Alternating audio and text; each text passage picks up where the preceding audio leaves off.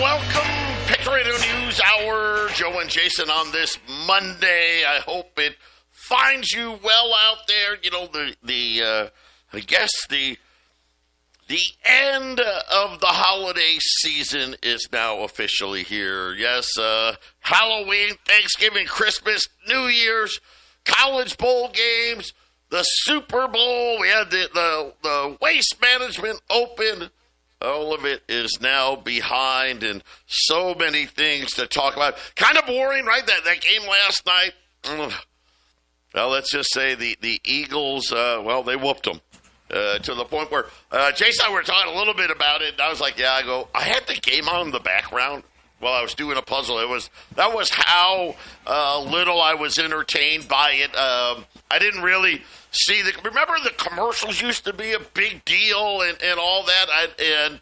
I didn't really see very many. I did see a Bud Light commercial, and I'll just say that I'm glad somebody from Budweiser figured it out. That very manly commercial for Budweiser. So maybe we can now drink Bud Light again. I don't know. I don't really drink beer, so I don't care. But that was really, I guess for me, what was the highlight of the Super Bowl? I guess it was that was probably it, because that game was over way before halftime. Speaking of not over, though, it's a new all-time record high in gold. We had a feeling gold was not going to be in the 2,800s very long. It wasn't. Well into the 29s. Obviously, 3,000's the next target. Get yours before it's 4,000, 5,000. Who knows? Stratospheric buying going on in China. Especially, but really all over the world. Our toll-free number, 800-951-0592. The website at allamericangold.com. And Jason, it's been a crazy start to the Trump administration. Let's face it, a lot of headlines. The biggest probably was the fact that starting today, tariffs on aluminum and steel are coming to the new tariff war that's going on. China, their tariffs start today as well. By the way, when he talked about steel and aluminum, Mexico and Canada are included on this, so it looks like it is going to be, for those two items, 25% tariffs across the board, and we don't care who you are. Then turned around and started to take aim. I think we're going to see a lot more of this. If you're going to charge us 130% on something and we're charging you nothing, well, it's not going to stay that way. So it's going to be very interesting to see exactly how the tariff war plays out. Right now, Mexico and Canada got about 20 days left. Not quite, because it's February, so it's, but about 20 days left there. He's already put Europe on notice. But Jason, once again, this is starting to push prices when we look at things. As an example, India, they got a 60% duty on U.S. cars. Hefty tariffs on agriculture, right? Europe, same thing. The motorcycle tariff, right? I call it the Harley-Davidson tariff, right? The 50% tariffs. They're good headlines, but overall, I think the main thing here is a lot of people now are saying, okay, maybe we need to be more realistic about exactly what inflation's going to do. A lot of articles over the weekend saying get ready for inflation to go back over 4%. So that's a big move, right? And of course, if they're saying 4, well, then it's probably 8. And again, I think that this isn't just an egg thing. This is what happens when the whole world prints too much money. Yeah, gold is, even though people think gold is reacts to inflation, gold tends to be a leading indicator, and it's been doing nothing since last year, just pushing and pushing and pushing with a relentless push upward. Gold over 2,900, pushing to 3,000. And Joe, I don't know, 3,000 is this big number everyone's looking at, but we thought 2,500 was a big number, or 2,750 was a big number. If it pushes past 3,000, it could just keep going, and it's, I think, a signal of something really awful getting ready to happen, Joe. That's all there is to it. Gold going up means you protected yourself when you bought it, because economically things are getting ready to go south for any number of reasons. And I don't see it. It's just not letting up, Joe. It's not letting up. It's being pushed upward, and I don't know, Joe. It's a little scary, isn't it? It's a little scary how it just keeps going. I think it's so hard when you see the demand from countries, because they buy on a scale that's so overwhelming. When we talk about, last year, think about this. We almost hit 5,000 metric tons in a single year. We only mined like 3,300 metric tons. That's huge. Oh, I got to turn my mic on. 800-951-0592. Patriot Radio News Hour. The Dow's up 75.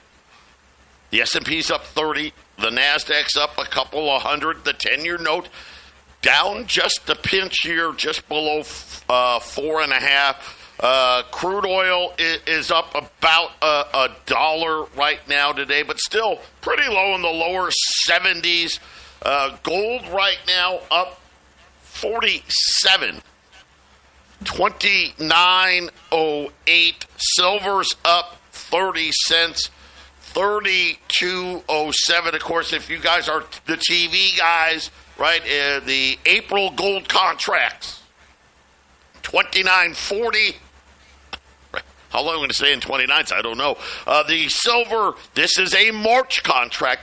Kind of getting closer now. You'll see as February draws to a close that silver contract will adjust, and they'll go farther. They'll go to a May contract or a June contract. But right now, the March contract, 32.64. So still, silver's got another 50 cents, almost kind of built into the cake here as February rolls on. Like I said, don't be surprised to see $35 silver very, very soon, as, again, the trade wars starting to heat up. We did hear from McDonald's today, disappointing. This is weaker than expected sales here in the United States, saying that, again, net sales were flat compared to a year ago. So, Jason, even McDonald's now saying, listen, it's just getting tough. It's getting tough out there. The consumer, let's face it, McDonald's probably does a lot more of the working class consumer than anybody else out there. And big news out of the credit card companies. Credit card debt hit a new all-time record high. At the same time, the amount of interest that they are charging also hit an all-time record high. The fastest growth we've seen in credit card demand. I'm going to say Christmas, right? That's probably what it is. But they're now talking about a lot of consumers at 30%, well, 29.95%. Wow, that's just insane to me. Declining savings rates, which now are near a record low. So that's a big change. Remember when COVID hit, right? Everyone got checks. the savings rate spiked.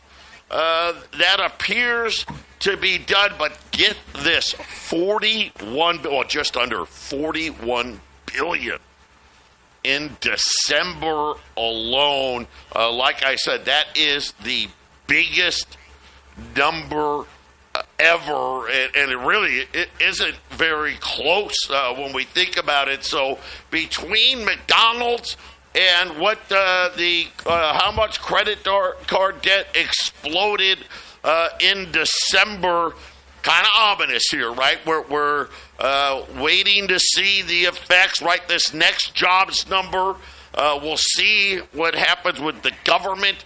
At the end of the weekend, we've now gotten 65,000 that say they'll take a buyout. But that is being held up by courts. The courts are saying you can't do it. We'll have to wait to see what happens.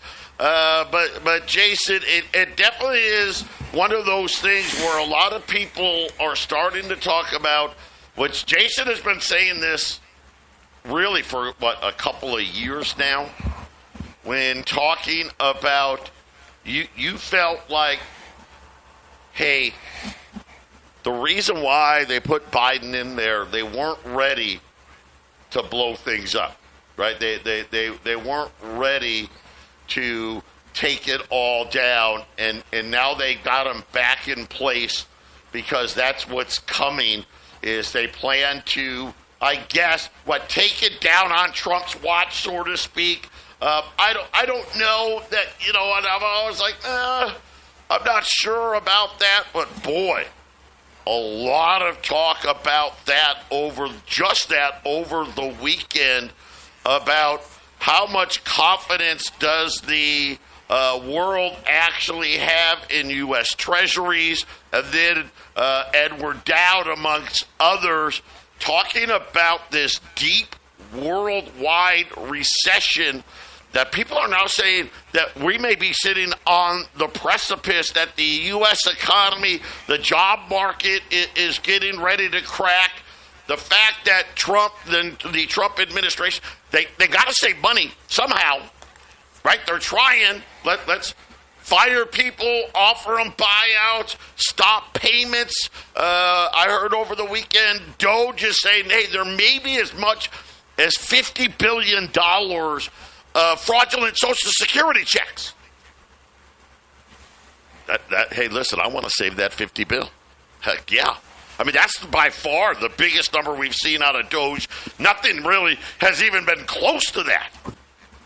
But then again, I started thinking, well, wait a minute. That's going out to somebody spending that money. What would happen if all of a sudden you weren't spending? Think about December's credit cards jumping $50 billion in December.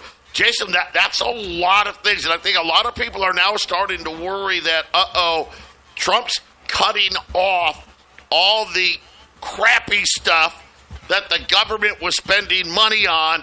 And if this starts to add up, like I said, $50 billion by far the biggest, we're going to have a problem, right? And then, of course, you throw the tariffs on top of it, and all of a sudden people are saying that, hey, this recession, the inverted yield curve right now, what are we now?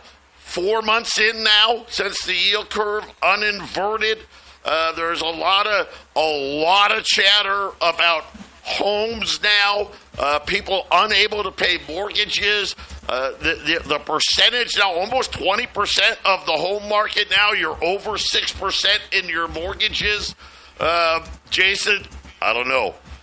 Is this one of those things where there's this moment? I don't know what it is, right? Call it a black swan, a white swan, a gray swan. I can put it whatever color swan you want to put on it. But there's a lot of people, because we already know, listen, Japan's struggling, South Korea's struggling, China is struggling. They're struggling. Europe's a mess, right? An absolute mess. Matter of fact, what did they do? They're still lowering rates, right, to try to stave off their economies. Canada, right, they're a mess. Mexico's a mess. Mexico wants to nationalize their oil and their silver mines. Jason, I don't know. This may be that setup here that you've been talking about for years. And it's one of the things, like I said, I don't know that Trump can save it because the mess that has been put upon it. Let's face it, they've been putting us in this mess for like 50 years. I mean, but once COVID came around, I mean, I liken this to like an aging. Next thing you know, we were the elite athlete.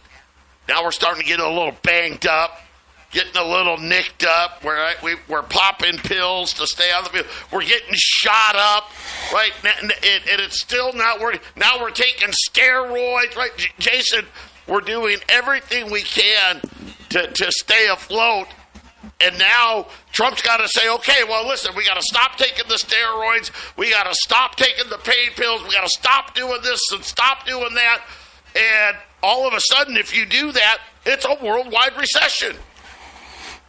Yeah, Trump is, I think, ideally positioned to be the president during a massive collapse in the markets because, Roy, people remember just the influences that Trump had. Roy Cohn, the lawyer, early in his career, he's the guy that taught him that, you always claim victory, you always win, and you never admit defeat, you never admit failure, right? There's going to be a massive market crash in the next couple of years. Something major is going to happen. I believe there'll be some sort of an event to try to cover it, and perfect for Trump or any president. You got to blame somebody else, and Trump is the best at saying it's somebody else's fault. I didn't do this. That was China's fault. It was the Fed's fault, or it was he'll blame whoever needs to be blamed when things go bad. And yeah, I think after the COVID emergency, I don't think the result of having whatever is going to happen coming up was going to happen during his second term. So in my mind, they put his second term on hold. You had sideways action, 4 years of Biden. I mean, it was not that much different than 9/11, right, Joe? And then the housing crash with Bush. Obama came in. He had 8 years of sideways action. Then we got Trump, and here came COVID, right? The FOIA request from 2010 of $29 trillion is what they actually printed to fix that housing crash. The numbers they admit about U.S. currency in circulation in this country is $2.3 trillion. But they also admit that in 2020 and 2021, there were $6.5 trillion printed, right, Joe? So if you go with that number, they printed twice as much currency in 2020 and 2021 that they admit to actually floating around in this country today. And gold's at 2,900 and just keeps climbing. This stuff is happening. It's going to happen. They have the perfect guy in office so that when things are going bad, he'll reassure the public that, it's okay because it wasn't our fault. It's somebody else's fault. Let's go blow up Iran or whatever it's going to be, right, Joe? It's absolutely happening. Gold prices is a flight to safety. It's a flight to put yourself outside the moneyed vultures that caused this stuff to begin with. It's why I got it. The only reason I'm sitting here is because I understand this, and there is no such thing as too expensive gold. When you see gold at $3,000, you see gold at $4,000. There's no such thing as too expensive. If you can get a little bit of silver, you can get a little bit of gold. If you can buy a lot of gold, if you can buy a lot of silver, it's hard to really get the audience to understand this, Joe, but this is a great time. This is probably the best time to be buying. It's when other people are shy to buy. People are worried about buying gold right now. If you got it, put it in here. Don't be distracted by the shiny new thing of Bitcoin and cryptocurrencies and all this other crap. Gold and silver is what's going to get you through what's looking like, Joe, is going to be an awful, awful couple of years financially. Yeah, incredible what we're seeing. Like I said, when countries they buy by metric tons, right? When the citizenry buys, hey, I'm buying 5 ounces, 10 ounces, maybe an ounce, right? Hey, I'm a big hitter, right? I'm going to buy 50 ounces, right? I mean, 100 ounces, something like that, right? They're buying 32,150 ounces per ton. The demand last year just missed 5,000 metric tons. We mine like 3,300 metric tons. And right now, believe me, every gold miner in the world is getting every ounce of gold out of the mine that they possibly can. Prices are elevated. But Jason talked about good and bad times to buy. COVID, bad time to buy. Great time to sell, bad time to buy. Why? Because there was no physical metals to be had. And you saw premiums, right? We had silver at $18, and you were buying silver eagles at $35. I mean, right? Those are the types of things. In my 20-plus years of doing this, and I told Jason this morning, this is the best buying market I've seen in 20-plus years. 800-951-0592, Patriot Radio News Hour, Joe and Jason on this Monday. And we've got a really good special for everybody out there for 1/10 ounce American Gold Eagles. We call them the Golden Dimes. They are, why do we call them the Gold? Well, they're the size of a dime. And each one of them is 1/10 of an ounce. So if you get 10 of them, right, you've got an ounce. We are the cheapest in the country right now. That I was looking everywhere. All the cheap online guys. We're right there. $340 per coin. If you buy a roll, I'm going to knock off $5. So a roll of 50, they come 50 in a roll, is $16,750.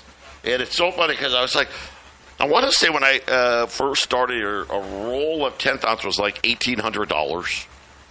I mean, now they're on sale at $335, 1 through 49, $340, 50 or more at $335 at 800-951-0592. And Jason, most of you're talking 460, 470, 360, 370. I even saw a couple places are at $400. Save while you can here. 800-951-0592. One of the interesting things for this week, we're going to get CPI and PPI.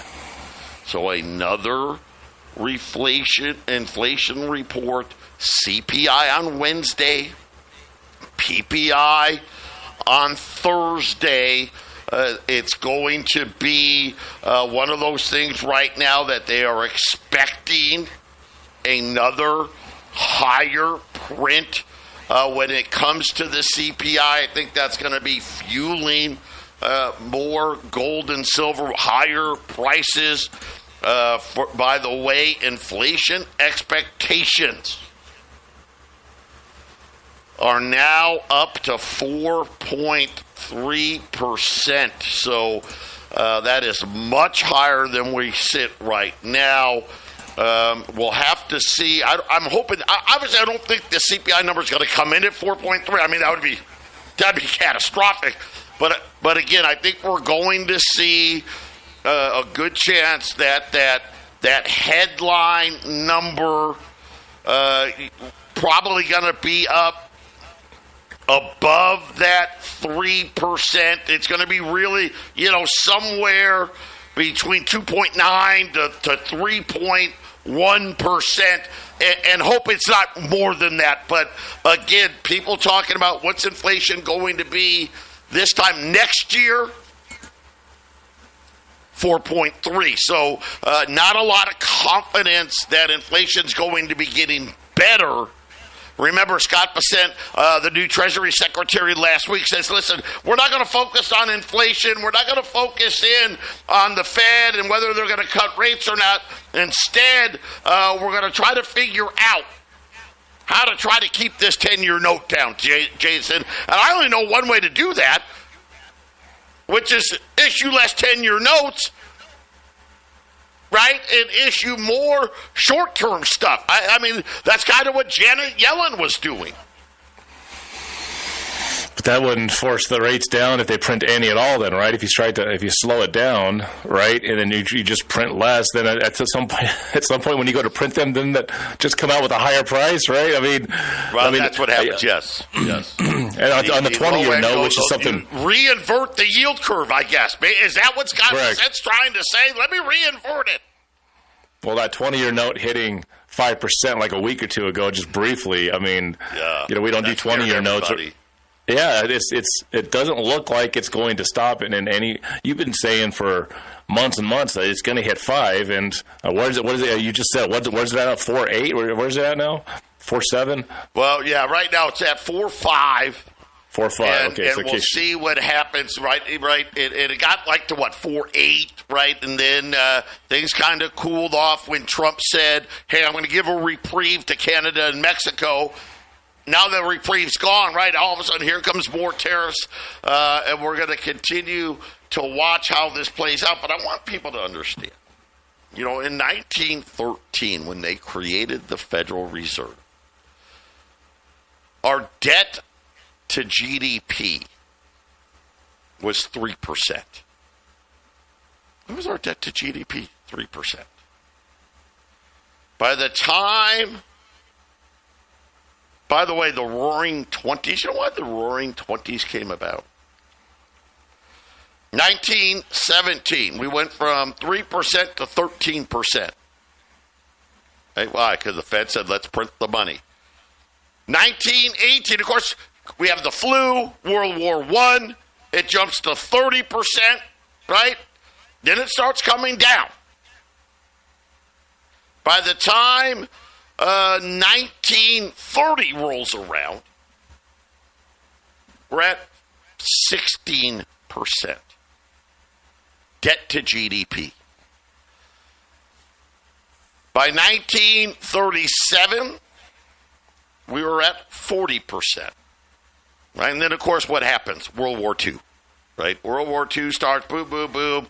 We go 1943, 69%. By 1945, 103%. Then we topped out 1946 at 106%. By the time Nixon closes the gold window, the debt to GDP is around 27%. Okay? We hit the low in 1974 at 23%. By 1984, it's back to 33%. By 1994, we were at 47.8%. By the time we get to 09, we're at 50%. Right? Jason was talking about how much money they created. By 2012, we were at 70%. So think about when gold during that time, right? Gold hit the new all-time highs. Well, we went from 50% debt to GDP to 70%. Then it kind of slows down. You get to 2019, we're still in the 70s, 79%. 2020, yep, you guessed it. 99%, and guys, we're getting ready to take out 100% to GDP. But this time, we're not in World War III or World War II. And it only gets worse from there. Patriot Radio News Hour. We'll be back after 800-951-0592. And, well, maybe we're here. I'm actually going to say that I'm okay with this one because this just really highlights where we're at. The Trump administration instructing the Treasury to stop minting pennies, citing wasteful spending. For far too long, the U.S. has minted pennies, which literally cost us more than 2 cents. I think we're up to 3 now. This is so wasteful. I've instructed the Secretary of Treasury to stop producing pennies. Let's rip the waste out of our great nation's budget, even if it's a penny at a time. And guess what? The U.S. I was even wrong. They said that in their annual report, it cost 3.69 cents to produce and distribute a penny, saying that the United States loses $2.69 per coin from the federal government. Last year, 250 billion pennies were circulated. The total mint loss for pennies, $85 million. So we're finally admitting, think about it. The penny used to be made of copper. Right now, obviously, how much of this is the I don't even know what they use, the slag, the cheapest thing they can find to make a penny. You got to remember, this is also distributing the penny, right? So it's not just making it, but hey, we got to get it out there. We got to get it to banks. Cost almost 4 cents. Why do I believe this thing was copper? What would it cost? 6, 7, 8 cents, right, to print, produce, and to distribute a copper penny. So, Jason, I think we're getting closer, right? These are things, right? What comes next? Well, what about the nickel? By the way, already, according to Kyle Bass, Jason, we may be spending more to make nickels. Of course, I don't think we put nickel in the nickel anymore. I think we stopped doing that a long time ago. But this is just what debasement does, right? Over time, when you print so much money, it no longer makes any sense to even produce it. When you can't even produce it, what does it tell you about the value of that currency, right? When they're just, are we going to get to the point, well, gosh, producing a $1, it's too costly. Let's just get rid of that, right? I mean, we're probably coming to that point a lot sooner than people think. Yeah, it's about 2 cents more worth of metal value in a copper penny versus a zinc. It's not too far away where a zinc penny has almost a penny's worth of zinc in it. I don't even know if you can repurpose zinc pennies or not because it's got the little copper shell on it. So there's almost enough zinc in the zinc penny to the metal value of a zinc penny is almost more than the penny, which shows you how far we've gone, Joe. Yeah, well, a lot of people like the 82 and older pennies because those are the ones that actually have copper in them, and they're worth way more for its copper value than it was for a penny. And then when you put distribution cost on top of it, right, that now all of a sudden I have a hard time arguing with the logic. That's just what they've done, though. I mean, that's just the realities of it. Well, it's about the face value of the coins, Joe, really. If we didn't have a central bank ripping us off and the inflation that ensues, a penny used to buy you quite a bit. You just go back 100 years and a penny was super valuable. You could buy a whole lot with a penny. People don't understand that, but the inflation of the penny is something you can see how our country has slowly been falling. A penny used to be as large as a quarter. It's called the large cent. And right about the time of the Civil War, we had some good decades after Andrew Jackson got rid of the bank. Well, the bankers kept pushing, and they kept making it hard for the citizens to have money in circulation because our banks were in league with the Bank of England. So they at about the time of the Civil War, they shrank it down to the small cent that we have now, the Indian head penny, right? And that was still worth a penny, right? That was worth a penny for a long time, until 1982, after the gold was taken out, after the silver was taken out. They took the copper out. Now, there's still a lot of copper in the nickel. 75% of the nickel is copper, and there's copper in the quarters and dimes. They have the copper nickel, the nickel copper sandwich that they make dimes and quarters and $half out of. But the face value is so much higher than the copper content that those coins will never catch up. Until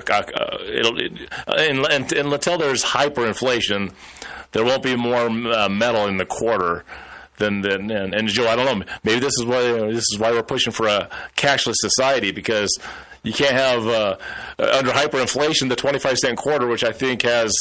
I think it has like 7 cents worth of metal or 6 cents worth of metal. It wouldn't take a much hyperinflation that suddenly every coin that's in circulation's got more metal in it. Right, than the face value, and that's what the penny's all about. I mean, in 2013, that's when Canada took pennies out of circulation. That's when they took the cent out. I know that there's some issues economically about rounding up and all this stuff about taking the penny out, but we can't control the inflation. So I think the penny and the nickel are on their way out sooner than we think, Joe. I mean. Have you ever tried spending pennies in large amounts? Somebody does that. They get all mad, right? I'm going to pay off my fine in pennies. They won't even take them, right? And nobody wants them. Patriot Radio News Hour. Yep.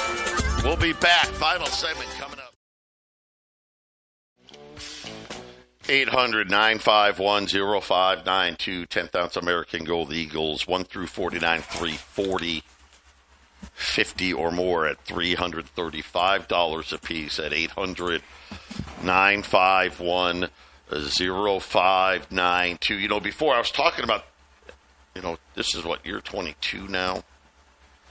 This being the best buyer's market I've ever seen. This is like, and it's weird, but this is the best analogy I can come up with, and for people. Remember the housing crash, right? When was the best time to buy? And you're like, well, gosh, yeah, after the housing crash, that was the best time to buy. And I know what you guys are thinking, but Joe, there hasn't been a gold crash. See, this is where I think people get confused. Gold is simply reacting to what they're doing to fiat money. And what's crashing is fiat money. That's what's crashing. Fiat money is crashing. That is why it's such, and for what, and I think a lot of it, let's be honest about it. A lot of it is, hey, well, right now I'm waiting.